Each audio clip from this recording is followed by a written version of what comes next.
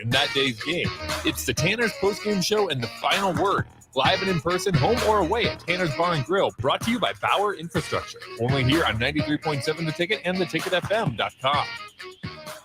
This is the Happy Hour. You guys going to happy hour? Coming at you live from the heart of Lincoln, America.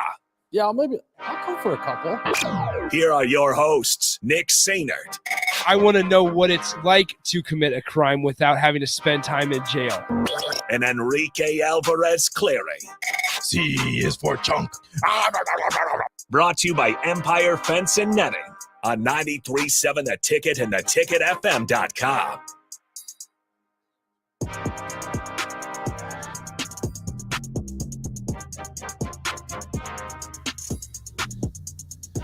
Welcome in. Happy Monday.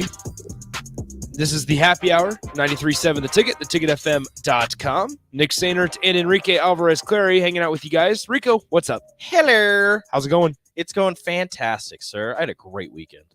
So did I. I didn't care for Nebraska football on a Friday necessarily, but I liked it when they won. Not a fan of Friday football for the Huskers, but big fan of open Saturdays to do whatever. Bingo. And just open weekend. Because, here's the thing. Big fan of them winning on a Friday, especially. I'm okay with Friday games if they win. Yeah. Honestly, I'm okay with Saturday games if they win. Yeah. So, especially the way that they won. I mean, a lot of people are calling it a gross game, and it was. It was not a pretty game. But they figured out a way to gut it out. And that made you feel like I'm happier. This might be a bold take. Go ahead. I'm happier in the way that they won than if they would have won by 2 touchdowns. Now, I get that. That told me more. I get it was against Rutgers, and I don't like to preface it with the against Rutgers because this was a team that's a top 18 defense or top 20 defense in the country. If Rutgers finishes with a winning record, everybody that's like, "Well, will you only be Rutgers?" That's a good point. So here's the thing, though, that I think that win told me more than a 2 touchdown win would have been. Yeah, 100%. I mean, you get shut out in the first half against a team like Rutgers. Adjustments, but they're the 18th ranked team in the nation, 18th ranked defense in the nation. They made adjustments. That'd be great. They made adjustments offensively. They also made adjustments defensively after first touchdown drive that Rutgers first had. Drive, not even just halftime. It was first drive. The first drive, they made defensive adjustments and shut Rutgers out the rest of the game. After the field goal. Yeah. And then offensively, they made adjustments. They started going to more checkdowns, more quick passes. They kept. And for run the ball guy, they kept trying to run the ball. Mm-hmm. There wasn't much success really at all, so they kind of went away from it because you're getting Anthony Grant beat to smithereens. Well, there were 2 guys on the offense that were getting beat to smithereens, and it was your quarterback and your running back. And we'll talk about that quite a bit. As always, 402-464-5685, the Honda of Lincoln hotline, the Sartor Heyman text line, both those open for you guys the entire show today. We'll be joined by Steve Mark of Inside Nebraska here, the rival site for the Huskers, here at 1:30 to kind of talk about what he saw. I believe he was in Piscataway, so we'll kind of get his thoughts on what he saw firsthand in Piscataway. Ask him who was actually a sellout. No way. Did you see how much they said were there? 53. Capacity's 52. 52. Exactly. So very fishy. Interesting. Just fishy. I've also seen the pictures. I understand some of those were from earlier and that more people showed up as the game progressed. But yeah, Tyler makes a funny point. At this point of the season, Casey Thompson should be the run the damn ball guy if he wants to live longer. That's help me. Yeah. Wet Blanket says, I think they should always play on Friday. We have been hearing from coaches for years about how good Thursday and Friday practices are. Maybe there's something to it. Friday is a different coaching staff. Here's the thing. Fridays are normally walkthroughs. Yeah. So it's hard not to mess up the walkthrough. I had to fly to Jersey they fly out Thursday morning? They would have flown out Thursday during the day after practice. Yeah. So, but no, anyway, we'll dive plenty into this. So once again, 402-464-5685. We got a lot of stuff to get to. Pest of the weekend, a little bit of Major League Baseball playoffs over the weekend. The Cleveland Guardians game, I don't know if you saw that, Rico. It went 4 hours and 57 minutes. It went 15 innings. Oh, yeah, they had a 14th inning stretch. Yeah, they went, which is awesome. It went 15 innings, and it was 0-0. There were no runs. And here's the thing, is there's a debate now, because here's a debate, and we don't need to get into this quite yet. We'll do this later. Yes. But The debate would be in the playoffs, in extra innings, they take off the guy at second base. To shorten game time, should they leave the guy at second base on? No. In the playoffs? No. I don't think so Playoff either. baseball is the purest form of baseball. Oh, okay. Rico with the baseball take. That's what I like to hear. Playoff baseball is the purest form of baseball. That's my opinion, because you can't go with a bullpen game. You can't, we're going to start a reliever and we're going to play, 7 relievers. No, you're not going to do that in playoff baseball. You need your ace, and it's even better because, look, I mean, it's bad for their health, but it's good for my enjoyment. Guess what? Your ace might be pitching 3 days later. You're right. Well, the best form of wild. baseball. I looked at in the 11th inning or 12th inning, I believe, I looked at the box score, and the Guardians had used like 6 or 7 pitchers. Love it. And that was after the Yankees. That was after their pitcher went a decent amount. Like normally in the postseason, you know this, Rico. Like the starting pitcher will go like 4 or 5 innings just so he can maybe be in a relief appearance in a couple days. Like there's that kind of thing. Royals fans remember Madison Bumgarner, where he was like the guy that was the season that he was dealing with the Giants, the Mad Bum, and then the Mad Bum season, and then he came in and relieved the final game of the series, the World Series, and ended up beating the Royals obviously at Kansas City. So anyway, we'll talk baseball here in a little bit. Yeah, we'll get to baseball corner in a bit. Let's go ahead and let's do Pest of the Weekend, and we'll do Pest of the Weekend. So you guys are more than welcome to give your Pest of the Weekend 402-464-5685. The Honda of Lincoln hotline, the Starter Heyman text line. Hit it, Rico. You're a pest. Why are you the way that you are?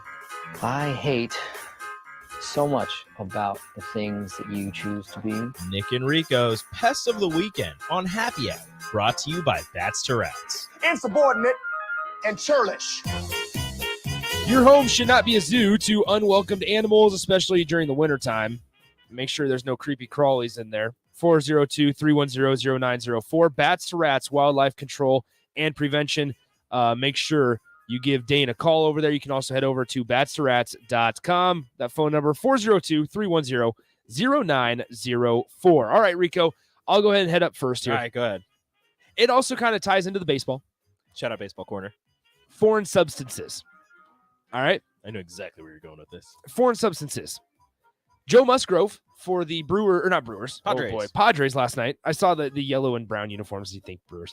It actually works. The Padres last night wiped foreign substances off of his ear last night. 6 innings in. 6 innings in. What took so long, Buck? Exactly. So, for some reason, the Padres won the game-clinching game over the Mets last night. The Mets, one of the biggest disappointments this year. Or the series clinching game, I suppose. One of the biggest which is wild. They brought in Edwin Diaz and played the horns down 4-0. What are you doing? No. They brought in the first problem was the game. It was the previous game. They brought in Edwin Diaz in like the 7th inning. And it was like you were up big at that time. And that's one of those things where, yes, you want to make sure that your game, or like you secure the game. But then the Padres started to come back a little bit in game 2. He was out. He couldn't come back in because you started him in the 7th inning. Yep. And then if you have him go a couple innings, or if they went 7, 8, 9, right, then he can't pitch the next day. Yep. So that's it's just game management, roster management. Figure it out. Anyway, Buck. Joe Musgrove wiped substance off of his ear. It was very obvious. And before he got checked by the umpire, and the Padres ended up, I think they shut out the Mets last night. Yeah, shut out the Mets last night. So now the Padres move on. The Mets do not. And the Mets, in a season that looked like it was fine. I mean, they were up like 10 or 11 games on the Braves. They were with like 16 or 17 games left in the season. And then they completely lost it. As DP says, the Mets got yellow socks. Yeah. Moment's too big, piss down your leg. Couldn't do it. So that's my Pest of the Weekend. All right, Rico. My Pest of the Weekend is in the moment reactions. Okay. Now, this is just tying back into the Husker football game, because as Nebraska, and I understand Nebraska's getting shut out in the first half by Rutgers, and everybody wants to say, it's Rutgers, why are you so terrible? This is bad.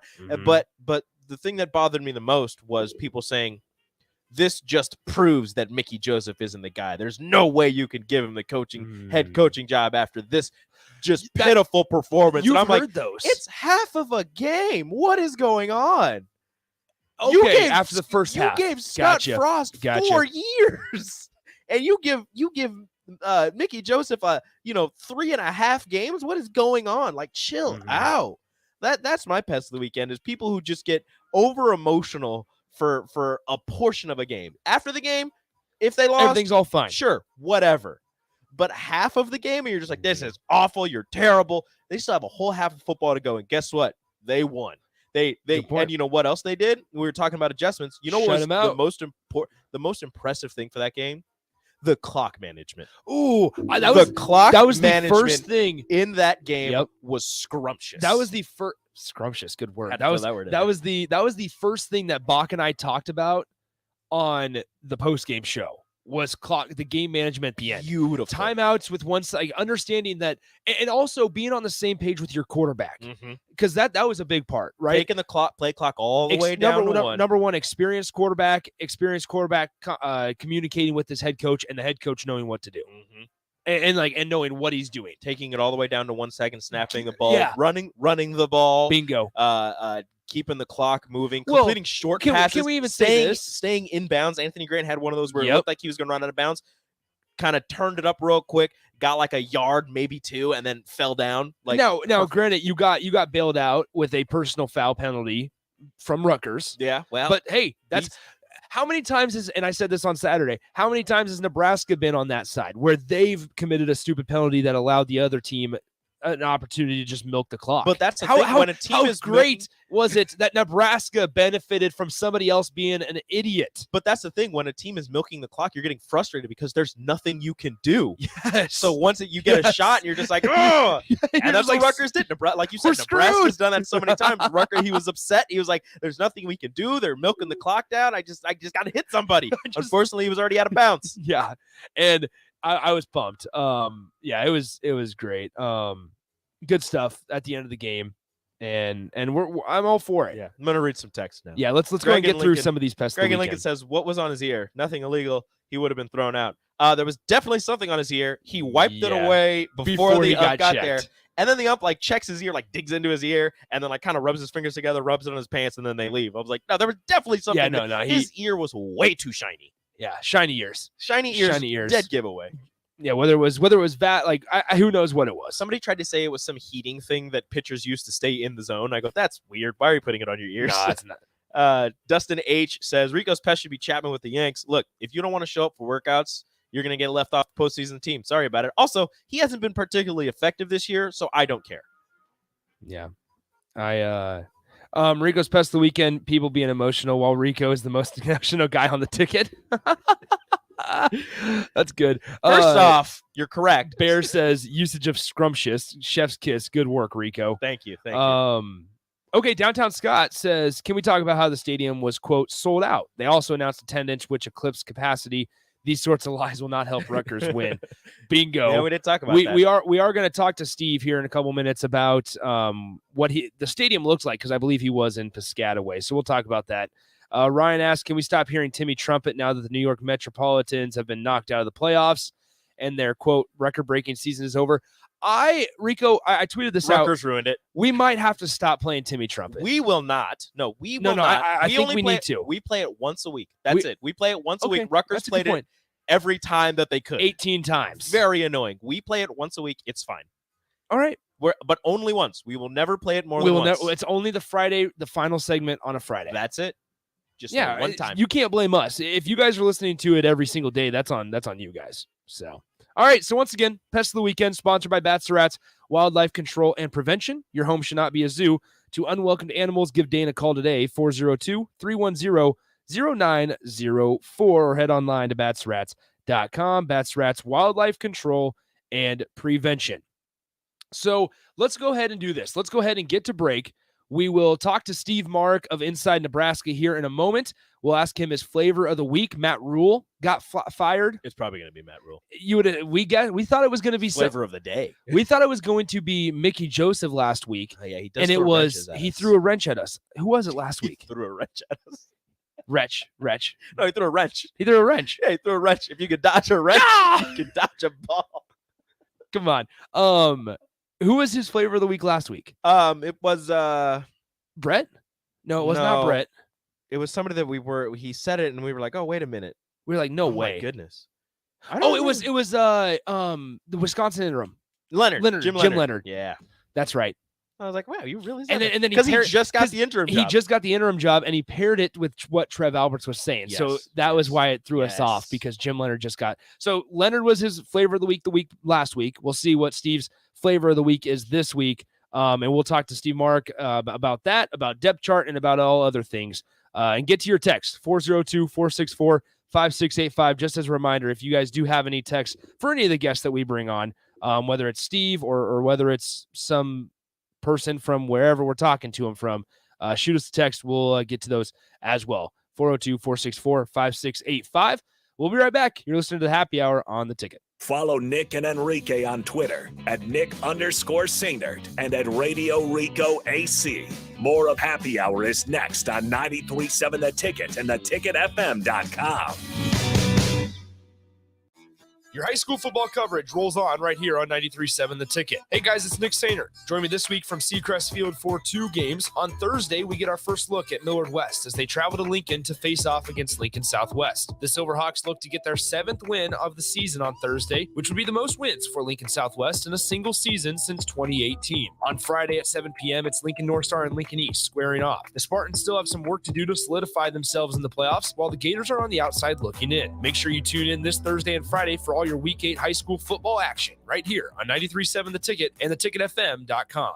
People first is more than a nice sentiment. At American Senior Benefits, it's the mission. If you're ready for a career where you can truly put your customers' needs ahead of everything else, this is for you. American Senior Benefits is one of the leading senior market insurance product distributors in the country, and they're looking for high-energy applicants with strong communication skills. Enjoy on-the-job training, a fun work environment, and unlimited income potential. Visit asbmidwest.com to learn more. American Senior Benefits. Get an immediate look back at the game from the people who know it best. It's the Tanner's post-game show and the final word live from Tanner's Bar and Grill at 30th and Yankee Hill. Hear from former players and national champions like Jay Foreman, Rashawn Jackson, and Aaron Davis and see what they saw in that day's game.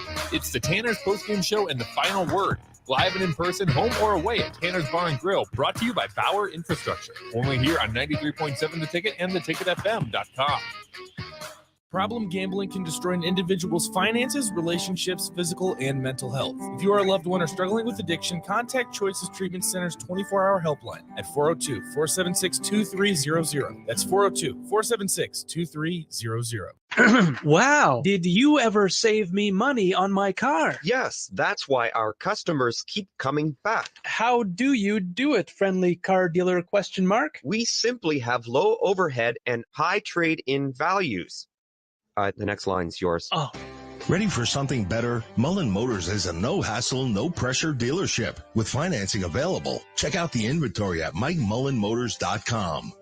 No taglines, just quality vehicles. Mullen Motors. People always ask, what are Jake and Sip like when they're off the air? Well, the answer probably won't surprise you. Hey, Jake, your Honda's looking a little dirty. Says the guy whose license plate is barely visible. I mean, do you even care about that thing anymore? It gets a little uncomfortable. Now, that's when I jump in. Hey, whoa. Mark, did you get a new car? Nope, just took my car down to Nebraska Auto Detail. Joe and the staff made the outside and the inside look amazing. Maybe you guys need to go. Okay, wise guy. Settle down, Jake. Book your appointment today at NebraskaAutoDetail.com. If you want to make new floor shopping easier, come to O Street Carpet. Hi, I'm Steve Carper. Our flooring professionals can help you choose the best flooring for you, your family, and your budget. We eliminate the confusion.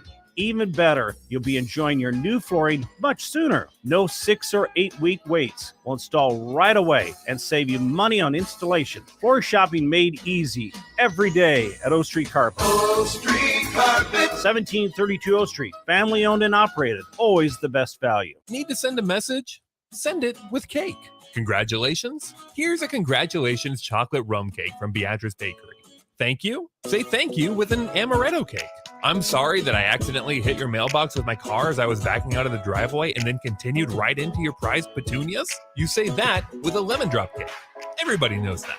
Beatrice Bakery in downtown Beatrice or online at BeatriceBakery.com. Here to help you say whatever it is you need to say. Welcome to our world of yum. Seasons change, but your land stays the same. You need the right solutions to keep you moving. That's why you rely on Acres Equipment, your Nebraska-owned premier John Deere dealership. Whether you're harvesting, protecting your crops, feeding the herd, maintaining your lawn, improving your business, or letting off some steam, Acres has what you need to get the job done. Acres Equipment, solutions for every field. Working at Continental in Lincoln isn't a job, it's a career. And right now they've raised wages again and they're hiring for production operators at $22.58 per hour. And other select jobs starting at $24.28 per hour, with wages growing up to $30.30 per hour. Continental also has salary jobs available and great benefits, plus medical and prescription costs at very low premiums. Dental, vision, and life insurance are offered at no premium cost to the associates. To learn more or to apply, go to continental-jobs.com with keyword Lincoln. Come work at Continental today. You're listening to the Happy Hour with Nick Sainert and Enrique Alvarez-Clary, sponsored by Empire Fence and Netting on 93.7 The Ticket and theticketfm.com.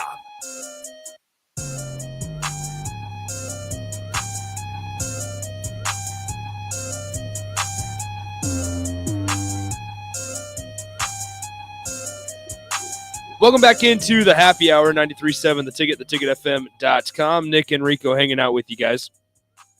Nebraska guts out a win 14-13 on Saturday against Rutgers. 402-464-5685, the Honda of Lincoln hotline, the Sartor Heyman text line. Both those open for you guys the entire show today.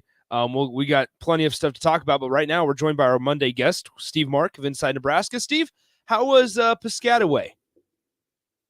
Hello, gentlemen. Thank you for having me on. Piscataway was interesting. It was a busy. They drive a lot faster than I do in tight quarters. Interesting. Here in Lincoln. So, it was just a different pace and everything, but it was cool to go out there on the East Coast. I had never been out there. It was fun. I really enjoyed the game. First two questions for you. I have just these are very important. First off, is Timmy Trumpet ruined for you, and was it an actual sellout? Okay, so Timmy Trumpet, that has been all the rage at college football games, hasn't it? Yeah. It is what it is. It's a cool thing that I think was really cool before everybody started using it. Then it was just kind of overkill, in my opinion. If we had just heard it, here and there every once in a while, that would have been cool. But yeah, R.I.P. to Timmy Trumpet. We'll have to wait till next year for the next new thing. As for the sellout, I don't know how many tickets were sold. Rutgers was calling it a sellout, but butts in the seats wise, it was not a sellout at all. So I was kind of disappointed. I was expecting a packed house, but it was absolutely not a packed house. Funny story with that. I was on the sideline pregame, just kind of watching Nebraska warm up, and a gentleman, an older gentleman, who said that he had played for Rutgers back in the day, was talking about the upcoming match, and I said, I'm planning on a good atmosphere here tonight, and he said, I don't think you're going to get that. The Mets are hosting the Padres, so in the MLS playoffs. So, maybe that had something to do with it. That's funny. All right, we're talking to Steve Mark of Inside Nebraska here on the Happy Hour. Let's get to the game a little bit here. Nebraska shuts out their opponent for the second straight week in the second half. I mean, how important and how much did you learn about this team in a 14-13 game that necessarily wasn't pretty, but we didn't think it would be, all that sexy going into it, but they gutted it out and they got the job done. I mean, how much did you learn from the performance on Saturday? Yeah, it was really good to see the defense gain just more confidence every single game, like since the new regime has taken over with Mickey Joseph and Bill Bush on the defensive side. It's just really good to see them get these shutouts in the second half and just completely, own the opposing offense for the final two quarters of the game. That's exactly how you want to draw it up, I guess, when you're talking coaching, is just how do you finish the games? And right now, Nebraska's defense is finishing the games. Now, I will say, I don't want to be a Debbie Downer here or anything, but when you look at Indiana and when you look at Rutgers, I don't see those two teams being near the top of the conference. I think it's going to be the opposite at the end of the year. At the end of the year, when it's all said and done, I think those are going to be maybe two of the worst teams in the conference. But still, that does not take away from positive momentum and the positive vibes and the confidence that is gained from just picking up 2 wins. Now that just, after saying that, it just puts this Purdue game on such another level, in my opinion. Purdue can score the football. They can toss the football around with a 6-year quarterback in Aiden O'Connell. They can't really run the football, but Purdue never really wants to run the football anyway. So this upcoming game at Purdue is going to tell us a lot more than I think the Indiana and Rutgers games have. Okay, so speaking about throwing the ball in Nebraska defending the pass, one of the changes at depth chart this week was that Malcolm Hartzog switched from a co-starter with Tommy Hill to the lone starter at the cornerback position opposite Quentin Newsome. Tommy Hill's nowhere on the depth chart other than kick returner. He's the starting kick returner. And we know that we saw videos of him working with some of the wide receivers last Saturday. I mean, what's the deal with Tommy Hill? Do we have an idea of how Nebraska wants to use him going forward, or has the ship kind of sailed on a guy like Tommy Hill? Man, what a fall from grace, unfortunately, for Tommy Hill. I mean, we all remember the things that Travis Fisher was saying about Tommy Hill's potential. But now, like I said before, I was on the field during pregame warmups, and all of a sudden I see Tommy Hill out there catching passes with the receivers in drills, and I'm like, wait, what? I had to do a double take. I'm like, what are you doing, Tommy? But and if you look at the online roster, he is not listed as a corner anymore. He is listed as a receiver, and he's wearing number 2 instead of his original number 0. And that's another interesting factor, because Isaiah Garcia Castaneda, the receiver from New Mexico State, dons number 2 as well, and he hasn't been on the field the past 2 games. I saw him on the bench against Indiana during pregame warmups, and he wasn't playing. And then I didn't see him at all at Rutgers. So just Isaiah Garcia Castaneda is going to be a name to keep an eye on, and we'll have to ask what his status with the program is tomorrow when he gets to talk to Mickey Joseph. But when you're talking Tommy Hill, the athleticism is still there. Maybe he's just a young guy. He's only in his 2nd year of college football. Maybe he's just trying to find the perfect spot for him. And, if you possibly lose a receiver like Garcia Castaneda, maybe Tommy Hill, who played receiver in high school, who's a really good athlete, maybe you just try him at receiver and see if it sticks. So, that was an interesting development, I'd have to say, for the depth chart release today. We're speaking with Steve Mark of Inside Nebraska, the Nebraska Rivals site. Steve, we obviously saw Anthony Grant kind of getting beat up a little bit against Rutgers, but the surprise, at least for me, the second running back off the bench was Jaquez Yant. Didn't really see much of Gabe Ervin. Is there anything to that? Yeah, I was right along with you, Rico. I was surprised that it was Yant and not Gabe Ervin. Just looking at the sideline during the game, I saw Gabe there. He was, very active with his teammates. He was just looking completely fine. So, I don't know. It's just one of those things that keeps popping up, is the rotation issues with this football program. I honestly don't know what to say. I think Jock Yant can do some things well, but I think, when you look at a guy like Gabe Ervin Jr., he's kind of the whole package. He's fast, he's big, he's strong, he's athletic, he's a great kid. So when he's getting passed up for carries, I'm wondering what the issue is there. It's just something that you can look at the odd running back rotation last year, and then it's kind of creeping into, and there's another odd rotation this year. So I don't know what to tell you guys. I was expecting more Gabe Ervin than we got for sure. Another game, another time seeing Casey Thompson on the turf a lot, writhing in pain for a couple seconds. The offensive line is being talked about by everybody week in and week out. There's got to be something they can do with that. All right. Oh man, I wish I had a better answer, Rico. I don't know. I just go back to the options. How many options does Nebraska's offensive line have that are better than the guys that are out there right now? And I just don't see many. Maybe Brant Banks can get a look at left tackle, and maybe you move a guy like Turner Corcoran inside. But I don't know what to tell you.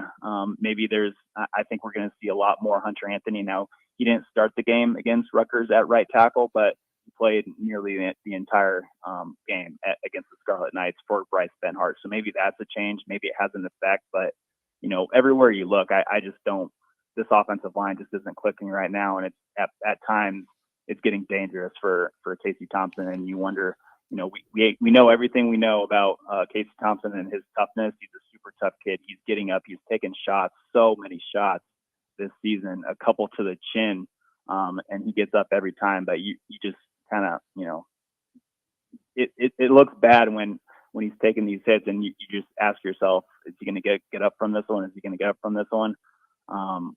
Which sucks because Casey's a great kid, and he's taking a beating for sure. I just don't know where you look and how you fix this offensive line situation. We're joined by Steve Mark of Inside Nebraska. A couple more before we get to your flavor of the week, Steve. When you look at that, offensive line, why isn't it working? Is it the whole like Donovan Raiola comes from schemes that are more run heavy, and Nebraska's obviously a passing team with a guy like Mark Whipple calling the shots? Is it that? Is it coaching? Is it lack of attention in the recent off seasons? Like what's the big reason why they are struggling so much? And then, how soon can they fix it? Is this a thing that they can fix in the offseason with just a couple transfers? Or is this going to be a thing where over the next couple years, whatever staff is here, they're going to have to focus pretty heavily on getting some more bodies in that room? Yeah, I think it just goes back to the recruiting and identifying the talent and then developing that talent. It's obviously not where it needs to be. And it's been like this for a while. You've seen a lot of guys go off to the NFL and kind of get better. And they're just not getting better right now at Nebraska, which it's tough to watch kind of. But I would like to say it's coaching, but again, Donovan Raiola is in a tough spot. It's in his first year here. And he walked into kind of a messy situation with the whole Frost situation. But I have no answers for you guys. I would like to say it's coaching, but then coaching is identifying talent too, and bringing the right kids into the program, and then working them and getting them reps and making sure they improve. But it hasn't looked like that at all. I mean, Bryce Benhart was a high 4-star commit from Minnesota, but his career has not gone how he wanted. Turner Corcoran, another high 4-star guy. Again, he was kind of put into the fire early as a true freshman and played early, which isn't usually a great thing for offensive linemen in the Big Ten. Usually it's the 4th and 5th year, 6th year guys who get in there and are really good. But Ethan Piper, a small town kid from Nebraska, from Norfolk Catholic, first onto the scene in 2020, I believe, but then he lost his job and now he's back. Brock Bando, he's a first-time starter and it's his 6th year already. So, I just think identifying the talent needs to be better, and more importantly, developing the talent and keeping them in the program for 3 or 4 years before they even sniff playing time. Yeah. All right, Steve, it's time for the flavor of the week. We'll play Rico's jingle, and then we'll get your flavor of the week here for this week. So here we go. Trev Alberts, he don't know anything about him. He might win here. Have no fear, I wish that I could make him see. He's just the flavor of the week.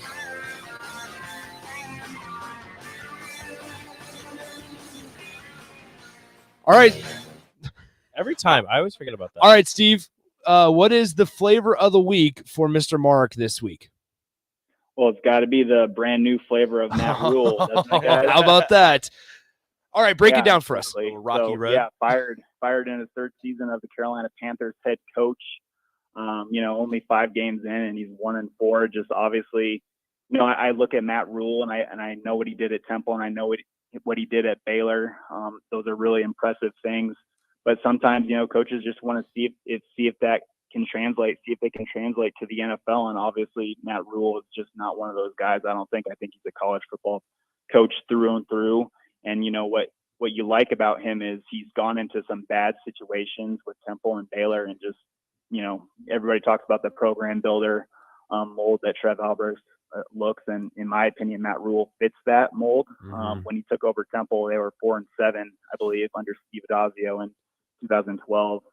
He had a rough first year at Temple at 2-10, but then the next 3 seasons he went 26-13 combined, and then in the final 2 seasons at Temple, he went 20-7 and then won the first conference championship in Temple history since 1967. So he did really great things at Temple and showed that he could build a program at the G5 level, but then he went to the Power 5 level at Baylor, and we don't have to go through, what the situation was like at Baylor with Art Briles and everything. And he took over for Jim Grove, who was only there for one season and went 7-6. But then his first season, Rule's first season at Baylor, he went 1-11, just really bad. But, it's kind of hard to blame him with everything that was going on at that program. And then his second season, they were starting to see some success. They had a winning record, 7-6. And then in his final season with the Bears, 11-3, and that's that Sugar Bowl appearance. And, again, that's the third year, and he's already hitting a double-digit mark. So, you look at Matt Rule and what he's shown at the G5 level and at the Power 5 level, there's a lot there to like. So I understand why he would be looked at for a candidate for sure.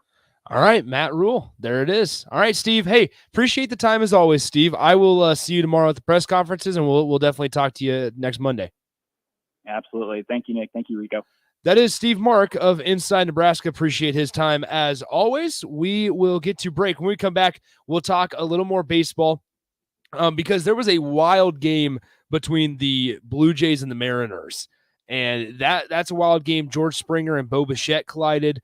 I don't know if you saw that, Rico. I did. It looked painful. Yeah, it looked painful. We'll talk about that. We'll also kind of put a bow on some Nebraska football discussion.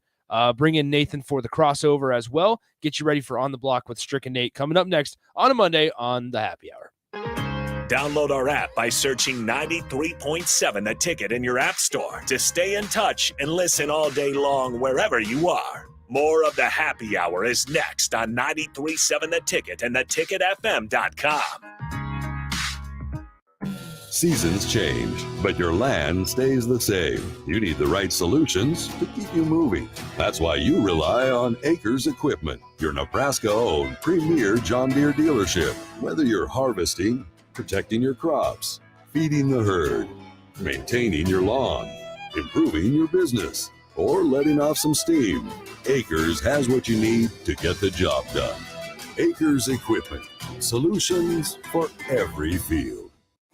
Your high school football coverage rolls on right here on 93.7 The Ticket. Hey guys, it's Nick Sainer. Join me this week from Seacrest Field for 2 games. On Thursday, we get our first look at Millard West as they travel to Lincoln to face off against Lincoln Southwest. The Silverhawks look to get their 7th win of the season on Thursday, which would be the most wins for Lincoln Southwest in a single season since 2018. On Friday at 7 p.m., it's Lincoln North Star and Lincoln East squaring off. The Spartans still have some work to do to solidify themselves in the playoffs, while the Gators are on the outside looking in. Make sure you tune in this Thursday and Friday for all your Week 8 high school football action right here on 93.7 The Ticket and theticketfm.com. Hi, Sean Callahan here for Koppel Chevrolet GMC, and things are cooking here in Louisville. We are really hitting on all cylinders right now, and deals are off the charts. We've got a lot more new 2022 and 2023 Chevrolet and GMC inventory than we've had in a long time. So make sure you check us out online, or do even better, stop on in the store and let us show you one in person. Our pre-owned lot is plumb full, so take that short money-saving drive down 144th Street, or check us out online at koppelcars.com. You'll be glad you did.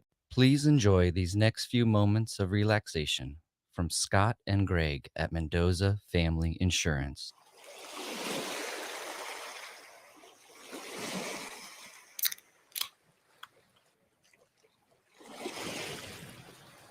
If you would like to feel this relaxed about your home, auto, business, life, or commercial property insurance, please give Scott or Greg a call today at Mendoza Family Insurance.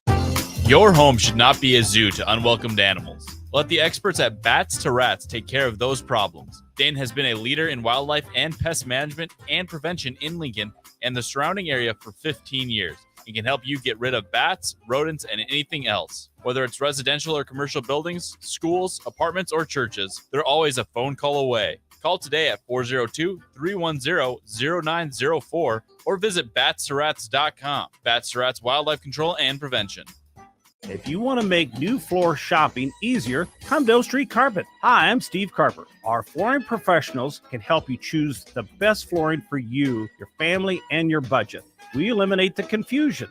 Even better, you'll be enjoying your new flooring much sooner. No 6 or 8 week waits. We'll install right away and save you money on installation. Floor shopping made easy every day at O Street Carpet. O Street Carpet. 1732 O Street. Family owned and operated. Always the best value. Working at Continental in Lincoln isn't a job, it's a career. And right now they've raised wages again and they're hiring for production operators at $22.58 per hour. And other select jobs is starting at $24.28 per hour, with wages growing up to $30.30 per hour. Continental also has salary jobs available and great benefits, plus medical and prescription costs at very low premiums. Dental, vision, and life insurance are offered at no premium cost to the associates. To learn more or to apply, go to continental-jobs.com with keyword Lincoln. Come work at Continental today.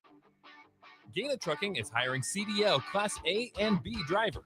Gaina Trucking guarantees a 40-hour work week year-round, and their strong team culture makes it not a job, but a career. Gaina Trucking offers health, vision, and dental insurance, 401k with company match, an employee assistance program, and other bonus programs.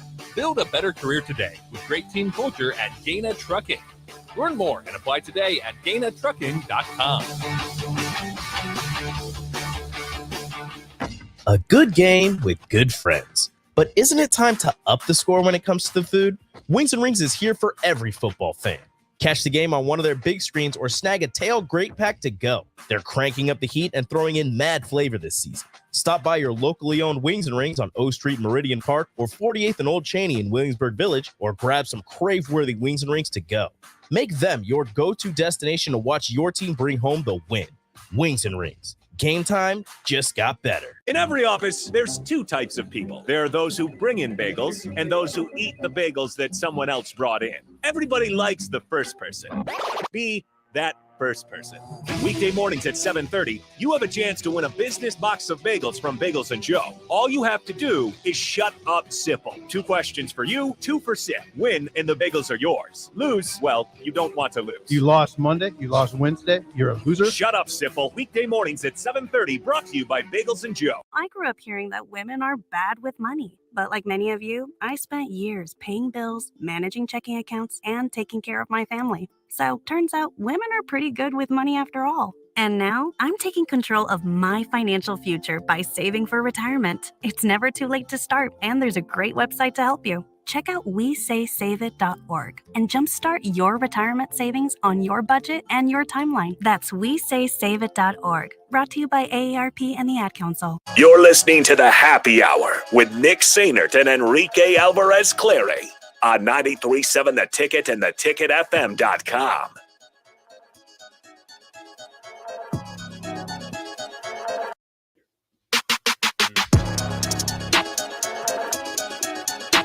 Welcome back into the Happy Hour, 93.7 The Ticket, theticketfm.com. Nick Sainert, Enrique Alvarez Clary, and now Nathan Brennan hanging out with you guys. 402-464-5685. It's time for the crossover. Hold on. First, we need a wellness check.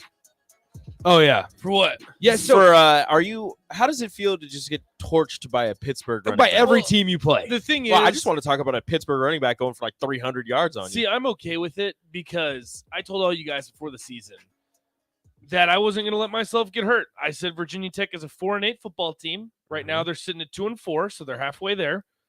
So they just need 2 more wins. Luckily, they do still have Virginia on the schedule, so that should be a win. Is Bronco Mendenhall still at Virginia? No, he's currently unemployed. Okay. And I saw a tweet the other day where he was on the list of candidates for the Nebraska job. You don't want that, Nebraska fans. But no, Virginia Tech is halfway to their win total that I gave them for the season. I didn't allow myself to get hurt, so I'm okay. So they're 2-4? They're 2-4, and to be honest with you, I only watched half the game on my phone. So do you know that you're gonna owe me? I was okay with it. You're gonna owe me wings in about 2 weeks. For what? Adrian Martinez bet on the board. Yeah. He is not getting benched. You are an idiot. I don't know. Kansas State is a top 25 program. Listen, they're top 20. He is in the Heisman conversation right now. He is. You can't roll your eyes. You can't roll your eyes. Put your personal feelings aside. Statistically, this is not us. He is top 10 in Heisman right now. Look at the top 10 odds. He's there. I want to know the Vegas odds. If he's in the top 10 odds, then you guys are right. I do not see. You're going to owe me wings. I'm not saying after October 27th. But you got to admit, after that Tulane game, you were nervous. I was not. You were nervous. I wasn't. You were nervous. Right here, he's third behind Excuse me. So he is behind CJ Stroud, obviously. Hold on, actually, no, but it goes in reverse order. Hold on. So I it goes in reverse order. So CJ Stroud, Caleb Williams. Come on. How is Caleb Williams still? Caleb Williams. I don't trust this. Hendon Hooker. This is Vegas from odds. Vegas. Go on FanDuel. This is literally. or This is Caesars or Vegas. whatever. This is MGM. Caleb Williams. Caleb Williams is plus 1,200. USC is undefeated. They're a top 10 program. The problem is nobody sees them because they play in the Pac-12 and they play super late at night. So it's Caleb Williams, Hendon Hooker, Bryce Young, Adrian Martinez. Wow. So is that top 5? I think so. And we said top 10. And Nate Nate rolled his eyes. I'm still not buying it. Listen, end of the season. He's not going to be top 10. There's He's not, 10 but he's not going to get benched in 2 weeks. There's 10. So they usually 10 are like allowed to be voted on. He is 8th. 8th? 8th. According to 5 hours ago, 24/7 Sports has him 8th. Behind Blake Corum, DJ Uiagalelei, nice. Dorian Thompson-Robinson. He's good. Bryce Young. DTR's good. Hendon Hooker, Caleb Williams, CJ Stroud. CJ Stroud is Clear minus enough. 140. As he should be.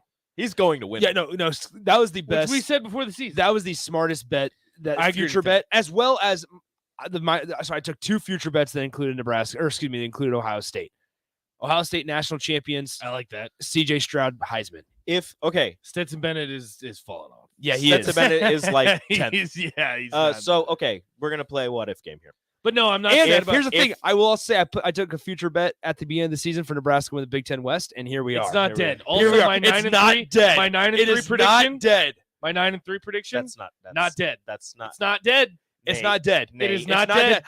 It's not just like dead. just like my divisional bet. This one's not dead. It's Look not me, dead. Look me in the eyes and tell me Nebraska is not going to lose another game this season. All I'm saying. No, look. No. I don't want to hear anything else. No, look Rico, me in the you're not eyes. understanding what I'm and- saying. No, I It's don't not hear it. dead. It's It's not alive. dead. It's alive. Statistically speaking, Yeah. it's not dead. Okay, statistically, I understand. I don't want to It's hear not it. dead. No, It look is- me in I the play eyes. an analytics game. Look me in the eyes right now play and analytics. tell me Nebraska will not lose another game this season. It's not dead. I'm not going to say that. You're a coward. No, I'm not You're going a to say coward. that. But it is not dead. It's not dead. It's Hey, not dead. It just like I don't think Nebraska's going to win the Big Ten West, but it's still alive. It's not dead. You're It's a coward. still alive. Technically, if it were to end today, I don't know how it would work. Dirty Who would Tony win and the boys ask, is How this is the the weakest Heisman season ever? No. I don't think so. I just think it's. I mean, Is it you don't even top have- heavy? Yes. It's going to be right. It's going to be it's- Hendon Hooker or CJ Stroud. It's top heavy. Number one. Number two. It's like we don't have any of these like what if stories of is Devontae Smith going to be able to get in there? Is Well, I think like, Dorian Thompson, like- Robinson, and Blake Corum and Adrian Martinez are the what ifs. Yeah, I just don't. If Blake Corum continues on this tear that he's having, he's Yeah. going to New York. Well, see, Michigan's going to have to beat Ohio State for that, and I don't That think is- they have a shot. Ohio State might win by yeah, like 30. 30. I The have spread for decided, that. though. The spread Hey. for Michigan, Michigan, Ohio State. If it was to It'll like be over- Saturday, it'll be it over would be 3 over like touchdowns. it'd be over like 15 points. So, Hendon Hooker, Dorian Thompson. No, hold on. Hendon Hooker, Caleb Williams, Adrian Martinez. Who's the third one there? And in New Okay, York? just name those ones, please. Hendon Hooker, Hooker. Adrian Martinez, and DTR? No, not who did I say? It'll No, be Caleb Hendon. Williams. It's Hendon Hooker. I'll tell you right now, though. I made. 'Cause a I'm just sweeping saying declaration. Hendon Hooker is going to get more respect than Caleb Williams just because of the SEC. I'm bias. just saying that it's going to be CJ and Bryce. Like even if Bryce is having this bad, like, See, I don't think Bryce give will it be to there if he stays injured like this. I did make a sweeping declaration, though. He A won last year. sweeping- He's fine. Sweeping declaration. I don't know if there's a sounder for this. If Hendon Hooker wins the Heisman, I'm claiming it. Because he did I'm not. claiming it. No, because he did not. No, win I claim it it. at Virginia Tech. I claim it. Also, how do you let Here, hold on, Hendon hold on, Hooker hold go? on, I hold on. claim it. Hold on, Nick. Hold on. Say the whole thing again. If Hendon Hooker wins the Heisman, I, Nathan Brennan, not Virginia Tech, I, Nathan Brennan, am claiming the Heisman. I'm claiming it. That's not it. That's not what I thought it was going to be. I guess it changed. Sad. I'm claiming I don't it. know what that was. It's supposed to be take it to the bank. I'm saying because I have worked. That is. I worked hard. hell was that is not what I thought I it have was gonna worked be. hard for my team or someone that I root for to ever win a Heisman because Tim Tebow was a little bit too young to understand what was going on, but I claim that one too. I'm claiming Hendon Hooker. Can't just So And Tra- Virginia Tech Hold should on. have a banner Yeah. that says, Well, we claim a Heisman Trophy. how You would be the first. how did Hendon Hooker, or excuse me, how did Virginia Tech allow Hendon Hooker to leave? I'll give you 2 words. Justin Fuente. Justin Fuente. Nice. Justin Fuente. I Justin Fuente. Okay, I love that. Trevolution on the text line says, you guys made fun of me when I texted saying Martinez at plus 15,000 preseason was great value. I never did. We never did that because this is a very pro Adrian Martinez show. This is a pro Adrian show. This is a very this pro isn't my show. So This that's is a good a point. this is a, as long as Adrian Martinez, no matter even if he does struggle, when he continues to be great, you guys will hear it. When that great fit, when he went to Kansas State, all Rico and I said was how good of a fit, how good of a fit it was. Do you want to know something great? Something great. Adrian Martinez through 6 games this season, 0 interceptions, 0 turnovers. He has fumbled a couple times. He's fumbled, but it's never. No, that's not a turnover. It's all about recovery. It's not a turnover. It's all about recovery. I will say though, what we need to they do did lose to sometime- Tulane though. Let's be fair, they did lose. We to do Tulane, at some point, Oklahoma. but they we need to have beat 2 Oklahoma. sides pitted against each other. Me and Vershawn against you guys. and No. Adrian Martinez. And we're winning right now. Here's the deal. You're winning right now. Nate, Talk to me at the end of the season. Here's the deal. I went back and forth with Vershawn on Adrian Martinez so much during the offseason. He's on my side. That I don't need to go against him anymore in this conversation. And for anybody that keeps saying, I want to play Kansas State in a bowl game. No, you don't. I still kind of do. No, you don't. I don't. I still kind of do. Here's the deal, though. And I will say they could be in a New Year's Six bowl. This is the last time I will say this. This is the last time I will say this. If you play Kansas State in a bowl game, you gain nothing from it. If you win, congratulations, you beat Kansas State. If you lose to Adrian Martinez, your former quarterback, in a bowl game of which he was never at during his time at your university, no. Think about the circumstances. You have to though. understand. You don't Though, want that. think about this. Kansas State's already bowl eligible. They're They're 5-1. Excuse me. It's not dead. 5-7. Oh my goodness. They are 1 game away from being bowl eligible. Who do they have next? We said the same thing TCU? about Oklahoma. Oklahoma was 6th in the country. Look at them now. They might not win a game for the rest of the season. Yeah, Oklahoma's They weird. might go 3-9. Yeah, they're bad. Oklahoma's They might weird. go 3-9. And Nebraska might go 9-3. So Kansas State. Okay, so how it's not dead. Divisional champion is not dead. Nebraska 9-3. Oklahoma 3-9. Here's a question for you right now. What is your reaction if Kansas State goes on the road and beats TCU? Are we buying TCU? Yes. Yeah. What do you really? mean? Are we You're buying TCU? Are we 'cause buying TCU? I'm not. I'm buying Max Duggan. I'm not buying Sonny Dykes. I'm buying TCU. I don't know if I'm buying TCU. You blow out Oklahoma, and I know you guys like to use the F word. We can use the F word on Oklahoma. They are frauds. Kansas I don't know loses about their quarterback. You got it. Okay, I so don't here's the thing. know. Here's the deal. Oklahoma this Saturday was interesting because that was bad. That one falls solely on Brent Venables and Jeff Levy more specifically because I don't know if you guys watched that game. No. Did you? Okay, I watched it from start to finish. Their quarterback got hurt through everything. Dylan Gabriel did not play. He didn't play at all. He did not play. Oh, see. So that what gave Texas the upper. No. Listen, let me explain. So that gave Texas the upper hand to begin with. Then they go in and through 3 quarters they have 38 passing yards because they allowed their quarterback to throw the ball 3 times. The quarterback had 3 pass attempts by the end of the 3rd quarter. Or were they just running? They were running it. They ran Wildcat the entire time. So when you're down 28-0, what's Oklahoma's best weapon? It's the guys on the perimeter using their speed and as weapons. That seems like a terrible game plan. Straight up did not allow the quarterback to run the ball, or excuse me, to throw the ball. And then they could have if they wanted to go solely Wildcat, that's fine. Just do it. But you went back and forth. Now Texas played outstanding. Texas, Quinn Ewers looked He's good. Phenomenal. If he stays another year, then he will probably be back. He is Does he have to? Yeah, he is great. Yeah, because he redshirted it. They would have beat Alabama if he didn't get hurt. I thought technically he can leave after this year. No, one more year. He was at Ohio State for the first year last Technically, year. he's a redshirt freshman. He's my Heisman favorite. So maybe a redshirt He's my sophomore Heisman next favorite. year. Okay. But I'm serious. Like that's why I'm not ready to put fraudulent on Oklahoma quite yet. Frauds. Because here's the deal. I would be okay with putting fraud on Jeff Levy. Because here's the deal, dude. No, I'm telling you right now, like their defense was not good. However, they looked their offense was so one dimensional that they didn't even have a shot. The fraud Lahoma Sooners. They got down 20. They got down 21-0, and it was over. They had no shot. Also, Michigan close to F-word territory. How? They almost lost Indiana. They out. turned it on. They won by 3 touchdowns. They turned it on the 4th quarter. Their coach fainted. It was 10-10. So did Nebraska. Their coach fainted. Had a That seizure. does not.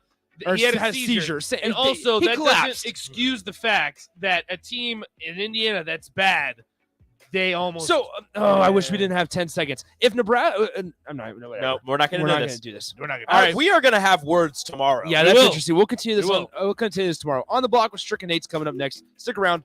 We'll talk to you tomorrow. See ya. Adios. This is Lincoln's home for sports talk on the